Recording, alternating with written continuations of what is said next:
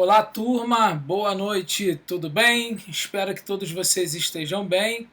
Aqui é o professor Tiago Romão. Estou gravando esse vídeo aqui que se retrata da nossa aula que nós teríamos hoje, mas por conta dessas chuvas que nós tivemos torrenciais aí no nosso Rio de Janeiro, se tornou inviável, né, que nós pudéssemos ter aula presencialmente lá na escola e hoje a aula ela foi cancelada, né? De qualquer forma, como eu já estava no caminho da escola e consegui regressar, por definição, até porque o nosso conteúdo ele é vasto, né? E a gente não perder essa aula, eu resolvi fazer essa gravação tanto do conteúdo da aula de recursos humanos, bem como do conteúdo da aula de direito e legislação, ok? Então, dessa forma, a gente vai ter aí como trabalhar, né, esse conteúdo com vocês vão assistir, tá? E além disso, alguma atividade de fixação que eu postarei junto pelo Google Form para que vocês possam realizar, tá? Então essas são as características das atividades em si que vocês vão de uma certa forma realizar, tudo bem? Bom, vamos lá, pessoal. Então dessa forma a gente dá início hoje aí ao nosso conteúdo. E aí, eu queria só enfatizar, eu sempre deixo claro aqui, nós estamos falando de quê? Da aula referente, né, da disciplina Administração de Recursos Humanos e a aula referente ao dia 16. Então é praticamente aí a nossa terceira aula, tá? Mesmo que essa aula de hoje ela não tenha ocorrido de fato, ainda assim nós estamos tendo, tá, esse conteúdo que é a terceira aula. Tudo bem? Ok? Então vamos lá, vamos dar sequência. Bom, na semana passada eu falei ainda um pouquinho sobre planejamento, né, de gestão de RH, alguns conteúdos que falavam sobre a importância do planejamento estratégico voltado para RH, sobre missão, sobre valores, né? E aí é o seguinte, ainda temos algumas situações a abordar, que é observar que questões de planejamento se adequam dentro daquela organização. Por exemplo, essa abordagem, esse processo, apesar de se adaptar dentro do contexto do planejamento, né, de RH, ele pode envolver. Peraí que ficou feio, né? Ele pode, tá, envolver outras áreas, né, e segmentos, por exemplo. Então, o que significa isso? A primeira coisa que a gente tem que analisar é onde a gente está agora, qual é o nosso estado atual. E aí eu devo analisar as condições externas à organização, quais são as condições organizacionais, ou seja, qual é a condição também da organização. Eu olho para fora, também olho para dentro. Então a gente está sempre analisando, num contexto, a gente está sempre analisando, tá, o que a gente chama de micro e macro ambiente, tá? Então a gente está constantemente analisando aí esse contexto. E aí a gente deve levar em consideração o seguinte: depois que eu olho para fora, olho para dentro, começo a observar a organização e o seu funcionamento, eu agora quero pretender e definir aonde eu quero chegar. Então, assim, é como se fosse você no teu contexto, aonde eu estou agora e aonde eu pretendo chegar. Esse aonde eu pretendo chegar, a gente está atrelando a questão dos objetivos, até a sua visão, que vocês aprenderam, a questão dos objetivos, né? E a gente sabe que temos objetivos individuais e objetivos organizacionais, tá bom? Aí também, né, saindo desse contexto onde você quer chegar, de uma certa forma, a gente tem aqui como sair daqui e chegar lá. Ou seja, se eu defino um ponto de partida e um ponto de chegada, qual é o caminho, né, que eu vou percorrer, né? E aí esse percurso ele está pautado na estratégia. tá? Definir as estratégias. Tipo, eu saí da escola, eu saí de casa para ir para a escola. Ponto de partida casa, ponto de partida escola. Qual é o caminho que eu vou percorrer, né, para que eu possa chegar lá? É a estratégia. E essa estratégia, ela vai dinamizar as suas ações, tá? E aí, como fizemos, onde estamos agora, você avaliar os resultados. E aí, interessante aqui, nesses dois pontos, é o seguinte, que eles envolvem o processo de definir e selecionar, né? Porque se eu estou definindo como vai ser estratégia, as ações, eu vou precisar de mão de obra, vou precisar de pessoas para trabalhar nessa empresa e de uma certa forma gerar ali o extrato, né? Podemos assim dizer, desejado, tá? Então, entendam essa situação, ok? Que aqui, quando a empresa ela entende, não é define, ela entende onde ela está e ela busca o alcance, onde ela quer chegar, ela vai precisar definir a estrutura da empresa, né? Ela vai precisar definir os cargos, ela vai precisar definir qual é o perfil de cada cargo, quais são as necessidades de treinamento, conhecimentos, pré-requisitos. Por quê? Porque ela está dinamizando aquelas estratégias em uma estrutura, ok? Beleza. Aí a gente tem aqui, por exemplo, olha que interessante, planejando o planejamento, ou seja, eu defino o negócio, né? Então, aqui, qual é o negócio? Tá? Aí, depois dessa definição, eu vou formular a missão desse negócio. Vocês já entenderam que a gente está falando da identidade, né? Depois, a visão e os valores. Aí, a visão remete ao futuro, os valores, os princípios, as crenças que norteiam, né, a organização e também vai nortear a cultura, o clima daquelas pessoas que ali estão. Tudo isso aqui são estratégias que estão relacionadas à força e fraqueza da própria organização. Aí ela vai definir uma modelagem de estratégia. Essa modelagem vai gerar uma formulação da estratégia, que vai partir de uma intenção. E essa intenção vai gerar um planejamento. Que aí depois você gera uma implementação que é ação e você avalia esses resultados. Ok? Olha que interessante que é o desdobramento da estratégia empresarial. O que somos está ligado à missão, que está ligado à identidade. O que queremos ser está ligado à visão, que está remetente a algo futuro, a uma busca. E aí, como fazer? Eu imbuo, eu defino, eu coloco a questão racional, que é a estratégia organizacional, que é todo um mapeamento, uma intenção e objetivos, e aí eu crio a estrutura, organizo o trabalho, defino os níveis, as autoridades, as responsabilidades, e no mesmo contraponto, que está relacionado a uma cultura, eu defino os valores e os princípios, as normas, né, como é que vai ser as atitudes, os códigos de ética que vão compor e direcionar o comportamento das pessoas voltado para essa estratégia organizacional. Que dali sairão os processos, né, que é o que você deve fazer, e aí vai atender os objetivos organizacionais, que é onde você quer chegar. Isso está claro para vocês? Ok?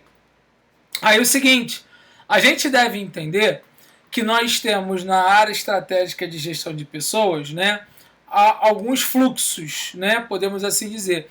E aí existem as estratégias que são mais conservadoras e defensivas, e normalmente são de empresas que já têm ali, não é uma estratégia tão agressiva, já são empresas que ainda têm um pensamento, por incrível que pareça, arcaico, ou um monopólio de mercado que muitas das vezes lhe propicia a não pensar com uma forma mais prospectiva, ofensiva e buscadora, né, inovadora, tá?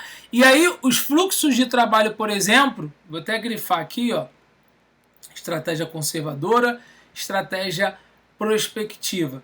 Nessa, por exemplo, do fluxo de trabalho, né, a gente tem aqui, por exemplo, que a produção numa conservadora e defensiva ela é mais eficiente. Ela praticamente ela evita, né, evita mudanças, no processo produtivo. Já aqui não, eu estou em constante inovação, eu estou em constante antenado às condições, né, podemos assim dizer, que o mercado preconiza, que o mercado regulamenta. Dessa forma, fica muito mais fácil a gente entender que num fluxo de trabalho, uma empresa que direciona o fluxo para algo eficiente, para uma ênfase nos controles, para descrições dos seus cargos, né? Por exemplo, de forma mais explícita e um planejamento detalhado, ela está em busca de ter um autocontrole. E isso vai em contraponto, muitas das vezes, do processo de inovação. Que nesse caso, a gente vê empresas mais novas, né?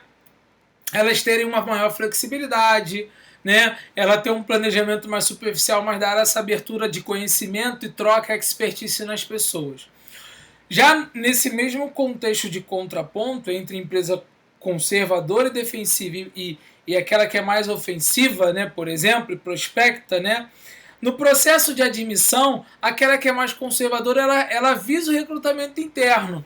Não que ela tenha que fazer o recrutamento externo, né? E a gente vai entender que recrutamento interno é você fazer um processo seletivo dentro da própria empresa para preencher um determinado cargo, né? E aí você acaba gerando uma promoção pelo esse processo seletivo, e recrutamento externo é você trazer alguém novo de fora. Tudo tem suas vantagens e desvantagens, a gente vai entender. Mas reparem, no processo de admissão para uma empresa conservadora, ela precisa e ela entende que ela deve manter aquela mesma consciência e aquela cultura e aquele aprendizado que está ali dentro. Para uma empresa mais inovadora, ela entende que ela deve confluir, né, de uma certa forma e propagar entre as pessoas um alto desempenho, um alto movimento. E esse movimento, de uma certa forma, vai gerar nessas pessoas a capacidade de elas gerarem mais atributos, de elas inovarem, de elas gerarem criatividade, tá? Então, aí a gente também tem aqui no treinamento, eu não vou abordar cada item, mas é só para você entender as diferenciações, tá? Num processo de treinamento, aqui numa empresa mais defensiva, mais conservadora, esse treinamento é individual. Aqui já é mais em equipe. Por quê? Em equipe você gera mais resultados, você gera mais dinâmica, você gera uma melhor adaptabilidade das pessoas, você aproxima, né, essas pessoas dentro de um objetivo, gera um aprendizado coletivo, que no individual, aquele aprendizado somente na pessoa, é um contexto muito mais específico. Repare, apesar de tudo ser específico e ser bom também, vai depender muito do tipo de empresa, tá? Quanto às recompensas, né, processo de recompensa, na empresa que é mais conservadora, que é mais defensiva, ela já não pensa com um método mais inovador e nem ainda como colaborador, como se fosse um intraempreendedor, ou seja, aquele que dinamiza todo o conhecimento que ele obteve, o know-how, e que ele propaga isso dentro daquela empresa e ele sabe que vai ter algum reconhecimento. Então as decisões aqui são muito centralizadas. Ainda existem empresas que estão dentro desse contexto, mas existem empresas que estão entrando e já estão dentro desse contexto, que cada vez mais a gente vai vendo isso acontecer ao passar do tempo, tá? Aí a gente entra num assunto, a gente vai entrar em recrutamento e seleção, mas eu queria falar de rotatividade, né? Que a gente chama também de turnover, né? Tá até escrito aqui, mas só para poder evidenciar o que é o turnover, o que é a rotatividade. Isso está relacionado a um fluxo natural que toda empresa vai ter. Obviamente que esse fluxo ele tem que ser dinamizado. Ele tem uma relação, inclusive, com uma taxa de desemprego, né? Porque nunca vai deixar de existir desemprego, mas existe uma taxa que é aceitável. Acima disso, isso é um indicador negativo. A mesma coisa, quando o turnover está muito alto, o clima organizacional, a cultura, né? E principalmente na condição do clima, há alguns problemas a serem resolvidos, tá? E aí, por exemplo, para compensar essas saídas que acontecem, normalmente acontece um processo contínuo e dinâmico, que é uma entropia negativa, que muitas das vezes é aquela condição de você sobreviver. Só que essa sobrevivência, né, de uma certa forma, ela não gera determinada criatividade. Se você for ver algumas empresas antigas, elas não sabem promover competitividade interna, né?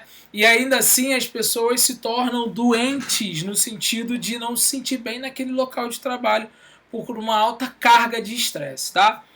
E aí, há custos, e é isso que eu quero que você entenda, para você recrutar, há custos para você selecionar, há custos para você treinar e há custos para você desligar colaboradores. Por exemplo, se eu quero recrutar, eu tenho que fazer todo um processo de requisição, que uma outra área deve mandar o RH, eu vou ter que fazer propaganda para poder divulgar a vaga, eu vou ter que fazer visitas ou escolas, porque dependendo do tipo de cargo que eu quero preencher, eu vou ter que tirar um colaborador para atender candidatos, eu vou ter que ter tempo dos recrutadores para poder elaborar esse processo seletivo, vou ter que fazer pesquisa de mercado, formulário, isso só no recrutamento. Já na seleção, o processo de entrevistas, de aplicação de provas, de conhecimento, de testes, de checagens, de referência, de exames médicos laboratoriais também no processo de seleção.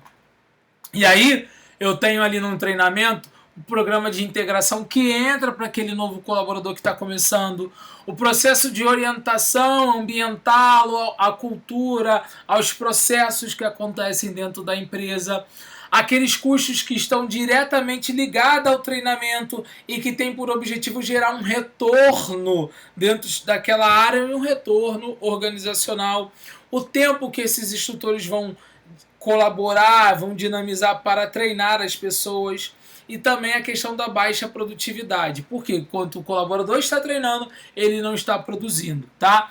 E aí também temos custos de ligamento, né? Custos esses que a maioria de vocês já sabe, entrevista de ligamento, todo ali os cálculos trabalhistas, tá? Então isso tudo dinamiza uma função que a rotatividade, né, o turnover vai gerar dentro de cada área, tá? E aí a gente fala agora sobre o processo de agregar pessoas ou agregando pessoas, né? Que é o processo de recrutamento das pessoas e seleção delas, tá ok? Por isso que é importante essa aula, por mais que não tenha tido aula lá na escola, eu consegui dinamizar esse conteúdo para vocês, porque RH é um conteúdo extenso. Para eu passar uma coisa muito simples, vocês não vão ter um entendimento tão grande. Então é melhor a gente trabalhar com essas possibilidades que nós temos, ok? E aí, a primeira coisa que a gente tem que entender é o mercado de trabalho, né? Queria que vocês fizessem uma pausa para entender o que é mercado de trabalho. Mas o mercado de trabalho acontece em transações, negociações e também relacionamento. Esse relacionamento, ele também está dentro desse conto, porque o mercado de trabalho ele é composto pelas oportunidades que acontecem nas organizações. E aí, existe um contraponto que está relacionado à própria economia, que é o quê? Existe oferta e procura no mercado de trabalho. Essa oferta ela vai ser dinamizada pela abundância ou escassez das oportunidades de trabalho ou emprego na economia. Nesse caso, devido à pandemia, vimos oportunidades surgir no home office, mas escassez de trabalhos presenciais acontecer. Da mesma forma, uma procura alta está relacionada a essa escassez também. Ou uma baixa procura, porque falta mão de obra especializada e às vezes você tem muita oferta, ok? E aí a gente tem que entender que é o seguinte, há uma interação entre o mercado de recursos humanos com o mercado de trabalho. Por quê?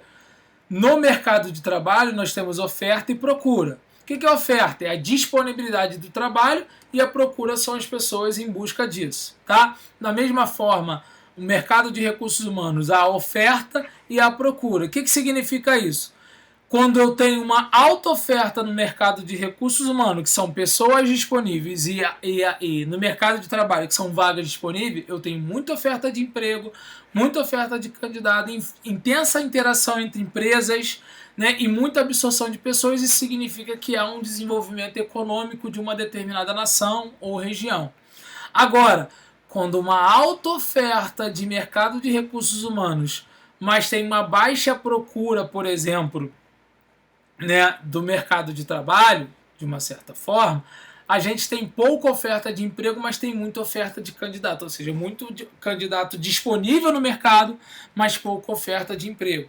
E aí a gente está vendo recessão e desemprego, que é nesse momento que a gente está enfrentando agora.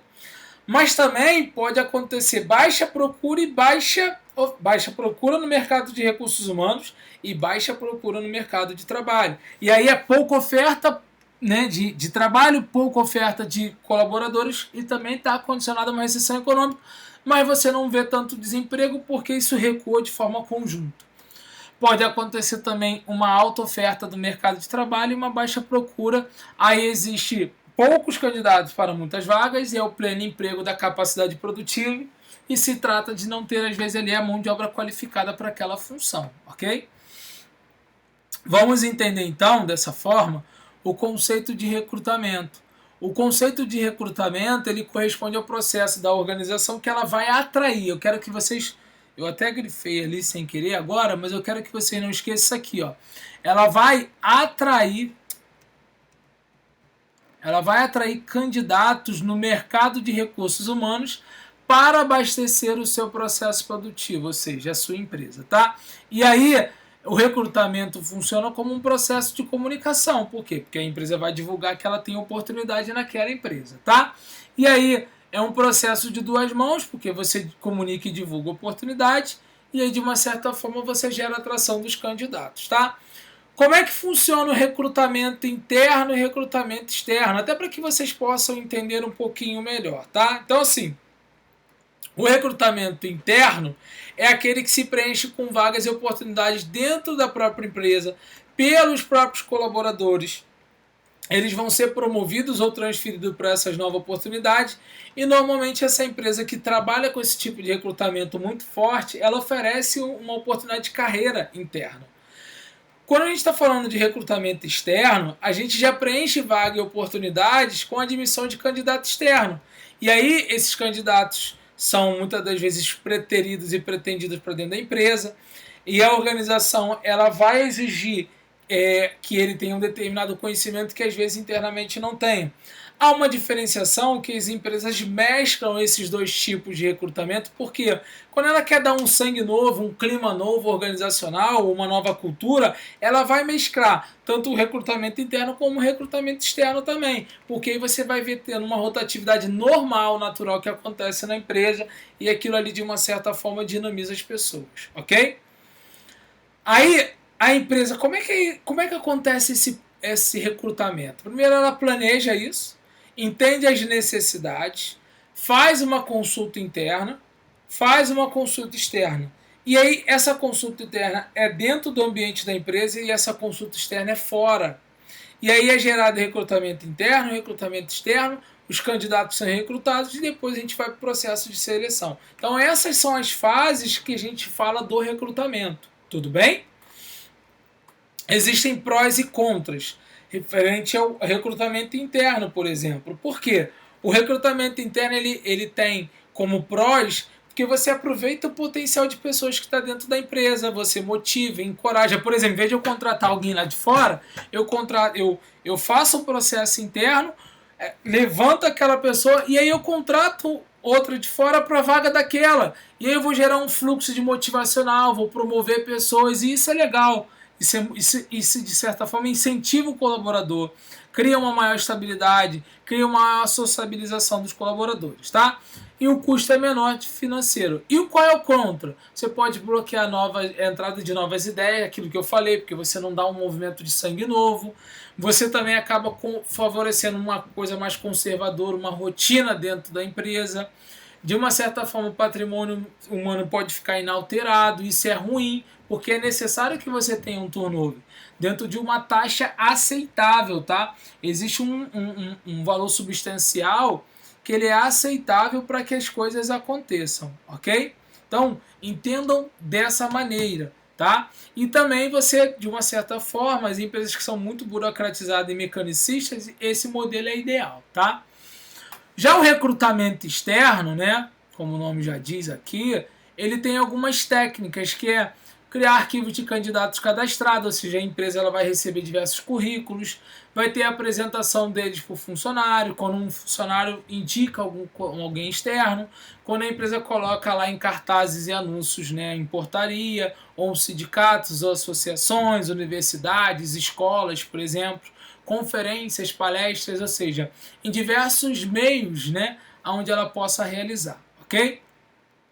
E aí, a gente tem aqui mais ou menos só como um indicador, né, o funil que acontece no processo de recrutamento. Então, assim, são 200 candidatos que participam no processo, aí você começa a fazer uma pré-seleção para eliminar aqueles currículos que talvez estejam fora, né, do perfil da vaga, depois você seleciona 30 candidatos para entrevistar, depois 20 são triados, ou seja, depois desses 30, 20 é que são pré-selecionados, 10 que se apresentam e 5 influenciados, você vai escolher um. Então, para alguns processos, você tem muitas pessoas, mas poucos são escolhidos, tá?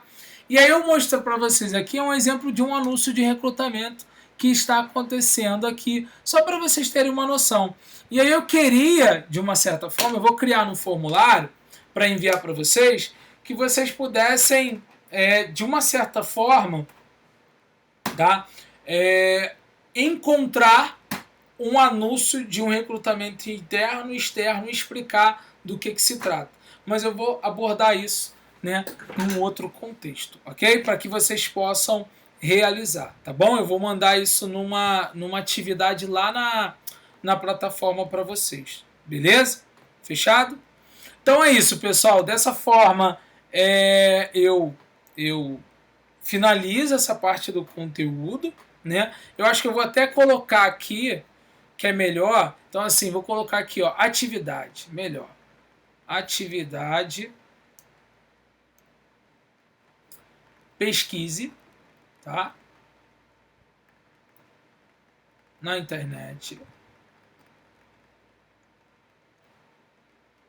Um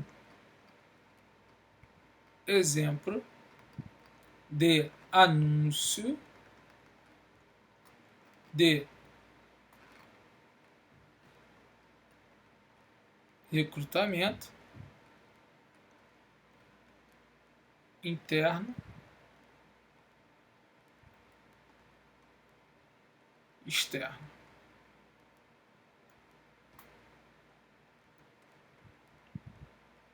Entrega na próxima aula, tá? Ou seja, hoje é dia 16, né? A próxima aula, deixa eu ver. É dia, se não me engano, 23, não é isso? 23. Então, nossa próxima aula, dia 23/3, ok? Fechado? Bom, pessoal, então é isso. O conteúdo aqui referente à disciplina de recursos humanos a gente encerra aqui. Eu vou postar esse material na plataforma junto com esse vídeo para que vocês possam ter acesso, tá? Ok? Fechado? Então, pessoal, um grande abraço, fiquem com Deus e tchau, tchau!